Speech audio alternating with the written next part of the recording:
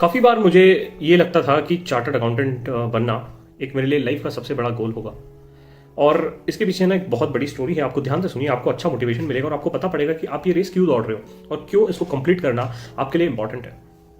आप याद कीजिए यार, मेरे साथ तो ये होता था, मैं जब 11th स्टैंडर्ड में था तो अपने दोस्त भी पूछते थे या अपने जो पीयर ग्रुप रहता था वो भी पूछते था कि शिवम आप क्या कर रहे हो। तो मैं कहता था यार मैं चार्टर्ड अकाउंटेंट करूंगा, सीए बनूंगा।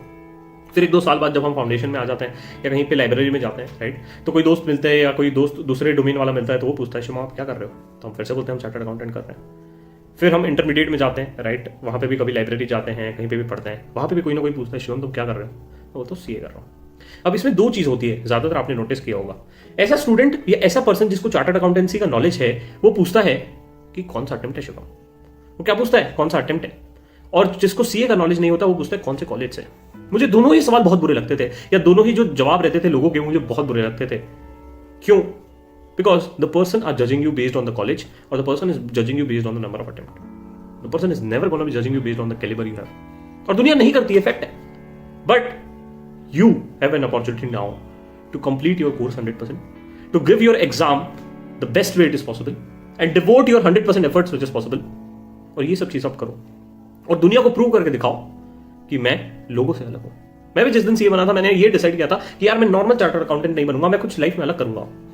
मुझे कुछ अलग डिलीवर करना है सोसाइटी को, मुझे कुछ अलग चीजें देना है स्टूडेंट्स को, और मैं हर वो प्रॉब्लम का सॉल्यूशन ला रहा हूं जो मुझे मेरे लाइफ में कम पड़ता था। बट अब आप क्या कर रहे हो?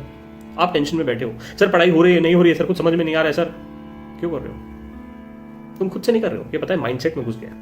गाइस मैं बता रहा हूं, आखिरी के जो कुछ दिन बचे हैं, 10-12 दिन बचे हैं, किसी के 5-6 दिन बचे हैं, गाइस इन्वेस्ट करो वाइसली। और मैं बता रहा हूं, trust me, the day you become a chartered accountant, life में इससे ज्यादा, इससे अच्छी खुशी कहीं नहीं मिलेगी। पैसे देके भी नहीं खरीद पाओगे वो खुशी को।